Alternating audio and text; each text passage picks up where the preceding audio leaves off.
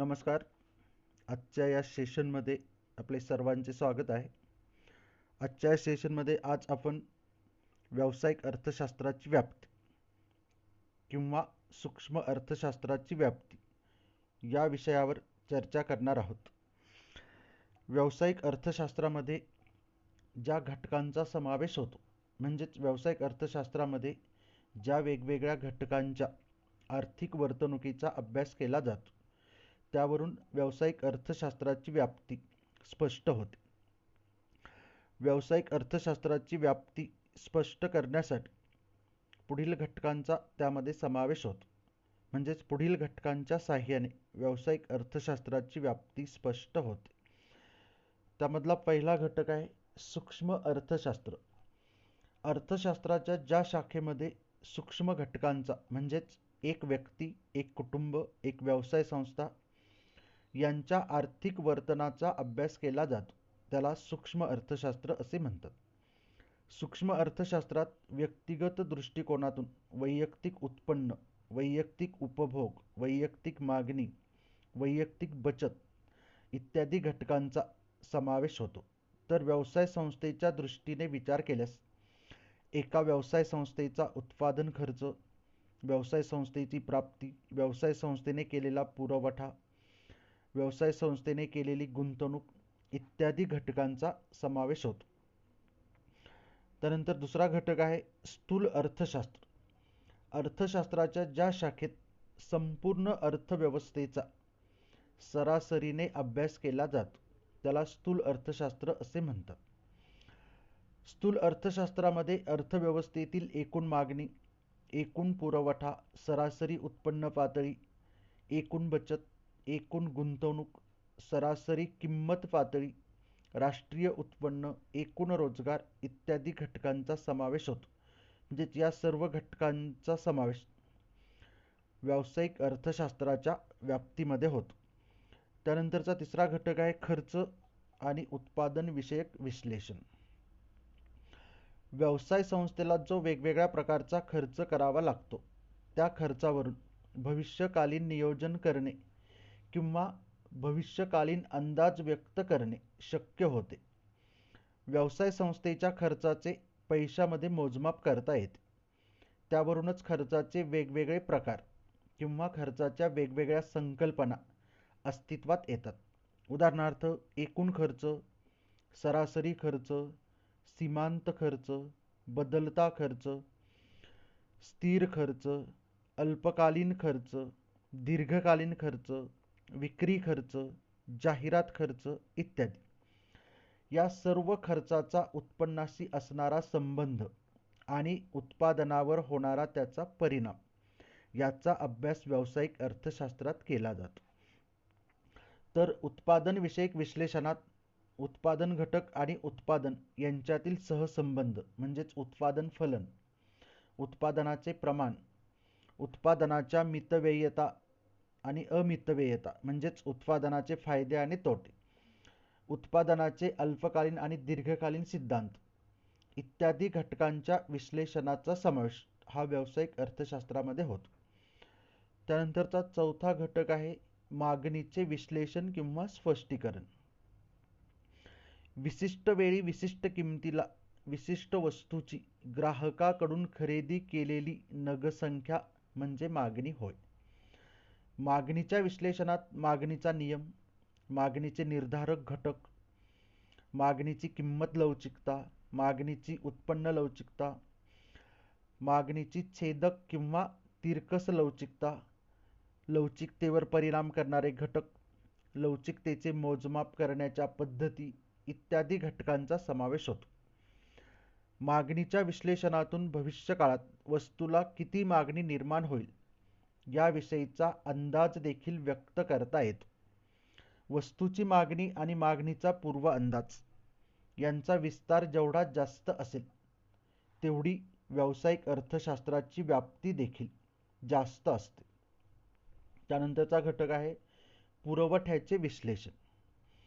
विशिष्ट वेळी विशिष्ट किमतीला उत्पादक एकूण उत्पादनापैकी जेवढे उत्पादन किंवा जेवढी नगसंख्या बाजारपेठेत विक्रीसाठी उपलब्ध करतो, किंवा विक्रीसाठी आणतो त्या नगसंख्येला किंवा त्याला पुरवठा असे म्हणतात. पुरवठा विश्लेषणात पुरवठ्याचा नियम, पुरवठ्याचे निर्धारक घटक, पुरवठ्याची लवचिकता, पुरवठ्याच्या लवचिकतेचे मोजमाप करण्याच्या पद्धती इत्यादी घटकांचा समावेश होतो. त्यानंतरचा घटक आहे किंमत निश्चित. उत्पादकाने उत्पादित केलेल्या वस्तू व सेवा यांच्या किंमत निश्चितीचा निर्णय व्यावसायिक अर्थशास्त्रात घेतला जातो.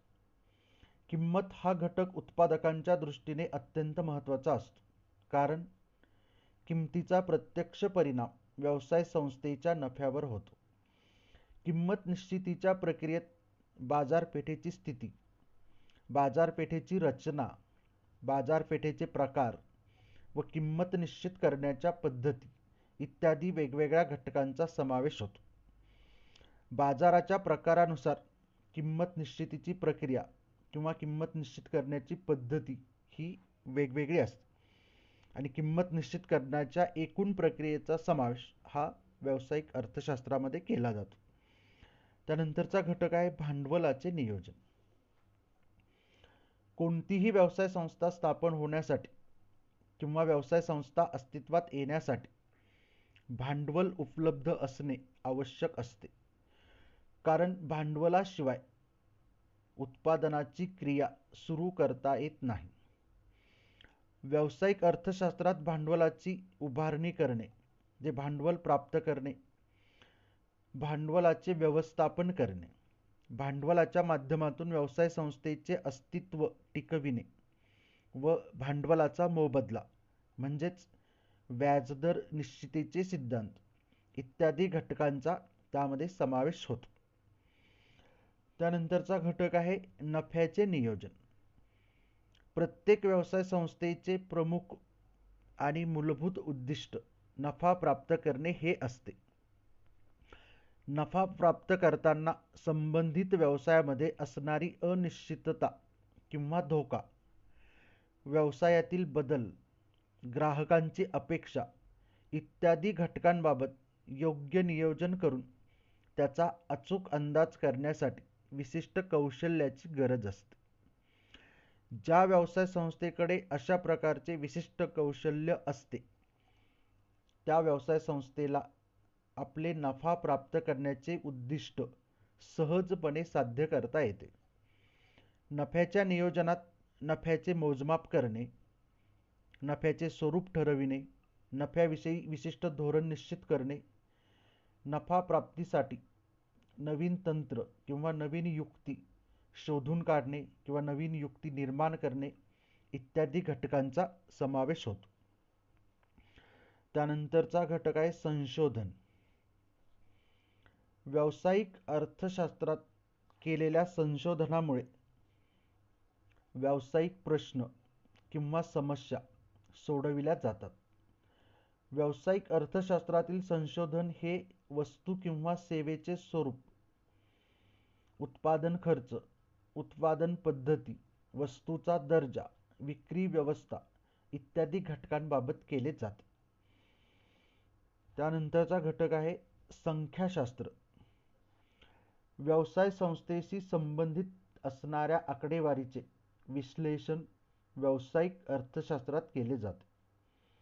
व्यवसाय संस्थेचे उत्पादन, व्यवसाय संस्थेचा पुरवठा, व्यवसाय संस्थेचा उत्पादन खर्च, व्यवसाय संस्थेची प्राप्ती, व्यवसाय संस्थेने उत्पादित केलेल्या वस्तूची मागणी, उपभोक्त्याचे उत्पन्न, उपभोग खर्च इत्यादी बाबत विश्लेषण करण्यासाठी संख्याशास्त्रीय तत्वाचा अवलंब केला जातो.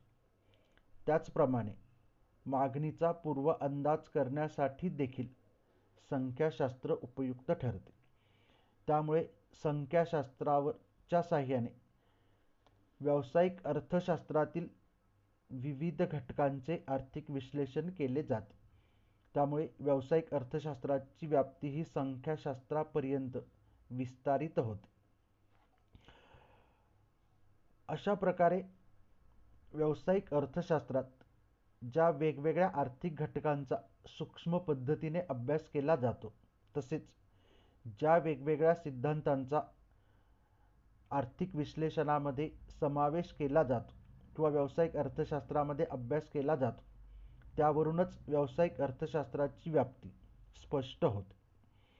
व्हिडिओ शेवटपर्यंत बघितल्याबद्दल सर्वांना धन्यवाद. Thank you.